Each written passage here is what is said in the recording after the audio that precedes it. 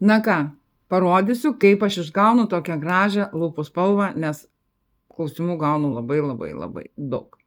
Turiu tokį kompanijos lūpų dažus pieštuką ir lūpų blizgį. Tai yra Fuet kompanija.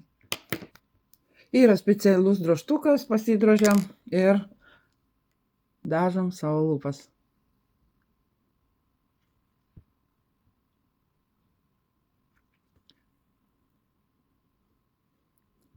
Šis pieštukas man patinka kuom, kad jisai ne taip greitai nusivalgo, sakykim, ir jisai, kada yra karšta, pavyzdžiui, jeigu važiuojam į karštus kraštus arba lauke yra karšta, jisai nesuteka. Šiaip, kada lūpdažį, kad ir patį geriausią lūpdažį užsitepi, jis vis tiek nuo karščio, nuo valgymo išsilieja biškį ir reikia turėti apvadą, ane, lūpų pieštuką, kantuką.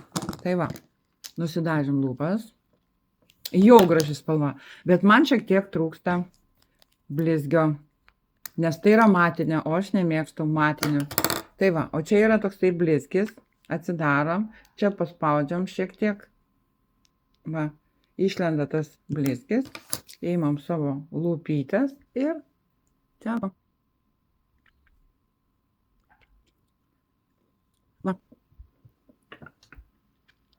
Va.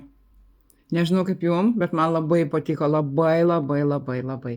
Aš ryškių spalvų nemėgstu, bet šita yra kaip ir neryški, kaip ir ryški. Tai va, jeigu jūsų domino mano lūpų dažai blizgis, parašykit man, aš papasakosiu kur ir kaip įsigyti. Na, o dabar gražios dienos.